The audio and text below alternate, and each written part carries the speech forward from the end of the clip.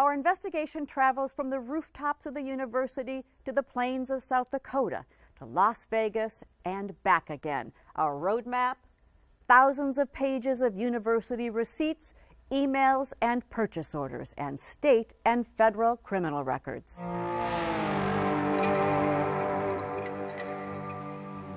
Standing Rock Reservation in South Dakota.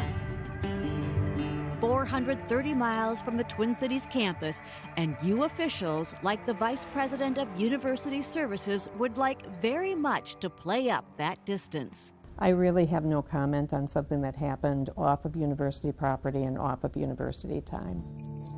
A couple of years back, one of VP Wheelock's top supervisors got in trouble out here.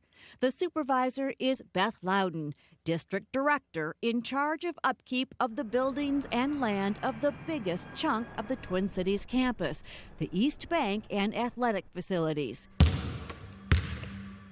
Back in December of 2011, Louden got slapped with 2 poaching citations for shooting mule deer out of season on tribal land. She had someone else's tribal tags she bought from a guide named Jesse Porras, also a convicted felon. Did the Minnesota hunters know they were using fraudulent tags? It says it right on the tag, you know. They had other people's names on the tag? According to federal criminal records, Louden's group took 2 deer back to a local motel to clean them in the bathtub. That was not a good idea, because I knew it would be a bloody mess. Louden pleaded guilty to the 2 citations. Off campus, sure, but very much a university issue. That's because, according to this anonymous complaint filed with the U, Louden repeatedly harassed one of her subordinates to take her on the hunting trip in the first place, calling him, according to the complaint, dozens of times until he relented. He ended up paying a $250 fine for aiding and abetting the illegal hunt. That seems perfectly inappropriate, you know. David Schultz is a nationally recognized expert on government and business ethics. This is using your position of authority for purposes to get something from your subordinates that seems completely illegitimate. The U says its own internal investigation found no evidence of harassment. They wouldn't say if they checked Louden's phone records, something they wouldn't turn over to the Fox 9 investigators, citing privacy. That's all the comment that I had. It was investigated and the investigation is closed. The U also wouldn't tell us if they reviewed the poaching criminal file. The Fox 9 investigators obtained it through the Federal Freedom of Information Act. Louden's employee told criminal investigators he felt, quote, obligated to take Louden hunting. It's really an abuse of authority. This is not the first complaint Beth Louden has dodged without discipline. There have been 17, in fact, 3 times more than anyone else in a similar position. Most of those complaints came in one anonymous letter and accused Louden of things like favoritism. See what looks like tiny toy people scurrying atop a cold, windy roof on the U's East Bank? Well, they're real, and they're taking part in a bidding process that's supposed to be a level playing field. No one company should have an edge, and that's to protect the taxpayer. Certainly it sends up the red flags. But anonymous facilities management workers complained that at one point Louden rigged the system, eliminating the competition for a roofing company owned by a guy she's known for a long time. That company is Skyline Building Envelope Consultants, mostly roofing consultants, and the man is Rod Shaleski. A university's internal investigation dismissed that complaint after Louden insisted their relationship was purely professional. But the U's own investigation failed to note the following things, revealed in emails obtained by the Fox 9 investigators: that Shaleski said he would drop proposals at Louden's home for her to review. Unheard of, other consultants for several other companies in the same business tell us. When Shaleski moved from his home and office, Louden told him in an email, "If you need something, let me know." Twice before Shaleski's company was to present competitive bids on large projects, he discussed his bids with Louden. This, according to U policy, is supposed to be a confidential process. And the university even paid Skyline's liability insurance so the company could work on a U project. U officials say Skyline's work was still a bargain, but the emails show that the finance folks and even Beth Louden's boss, Mike Bertelson, didn't like it. Still, the insurance got paid and Skyline got the job. I don't believe that violates any policy of the No, but institution. is it appropriate? I don't believe that violates any policy of the institution. University investigators dismissed a complaint that Louden appeared to set the bidding process in a way to minimize competition for Skyline. But according to these emails, it appears she and her staff did just that.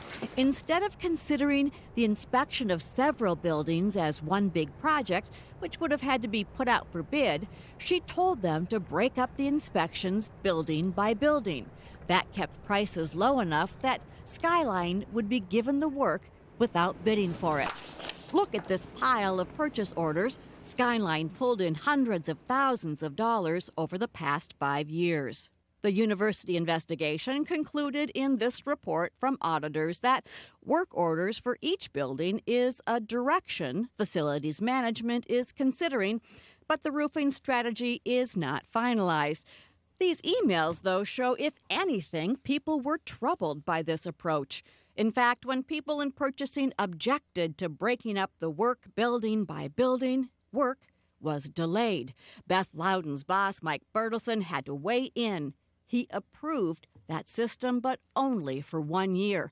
The following year, they went back to a more competitive bidding system. You know, governmental agencies across the state need to be scrupulous in terms of this process of the people who are making the decisions about accepting bids or who are supervising vendors, to police them for conflicts of interest or self-interest. Why would Louden try to give Skyline the edge? Remember, she told university investigators she had a long professional relationship with owner Rod Chalesky. See this shiny metal roof on Louden's home? It wasn't always this way. A few years back, the Loudens wanted to join a class action lawsuit against the company that made the old shingles on her house. But before she could, she needed an inspector to sign off that her old shingles were bad. A former inspector for Skyline did just that. How much did she pay for that inspection?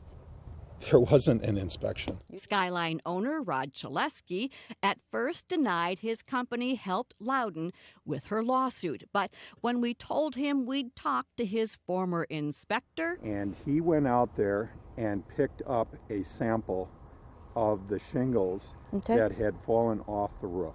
the former inspector says there was more to it than that, and settlement documents appear to confirm it. He says he took 3 samples from the roof and took photos, then filled out paperwork. We checked to see what was actually required for a settlement, photos, and a sample from the roof. And the inspector says he didn't get paid for what he described as a $200 to $300 job. Why? Chalesky told him Louden was a good customer. Chalesky does not dispute it was done as a favor for Louden. So a little favor, not a big favor, just a little favor, tiny favor. Have you done any other favors for her? No. There is no such thing as a small favor. Favors. The university investigation checked out complaints that Louden had employees working on her home or property. She denied it. That was good enough for the U auditors, but we talked to neighbors who said they've seen university vehicles coming and going from Louden's house during the day. 1 out of every 4 buildings is 70 years old or older. Earlier this fall, Vice President Wheelock led a campus tour to show people, especially lawmakers, just how much money the U needs for buildings. And by her own account, they've had to cut the number of custodians cleaning university buildings less often. We've relied on student tuition increases to help us meet our programmatic needs across the institution, and we're hitting some real constraints about the ability of students to manage their debt and the cost of attendance. That's That's why we looked at Louden's spending, too. One of the complaints was that she spent what she wanted on things like food for meetings and gatherings. We checked food receipts for 2 years. The department spent more than $12,000 at local businesses. That's food mostly for routine meetings, most involving Louden or her workers. By way of comparison, the University of Wisconsin Facilities Department didn't spend a dime. Budgets just too tight. And ISSA Interclean North America 2013 in Las Vegas. according to this memo written by Louden, she and 9 others planned to head to Las Vegas and what's billed as the largest trade show for custodial supplies in North America. Hit the show floor to find thousands of innovative products from cleaning and maintenance. Costs per person to the university, nearly $1,400. Conference officials say the average size of groups attending was just 5. None of the Big Ten universities we checked with, Wisconsin, Iowa, Ohio State, Illinois, and Michigan, sent anyone to Vegas this year. Not one person. Vice President Wheelock didn't know the U planned to send 10 until we told her. That sounds like about 1% of our organization and facilities management. After our interview, she cut back on the number, going to 7. Left behind in Minneapolis, Beth Louden herself. University officials are looking into our report that Skyline inspected Louden's roof.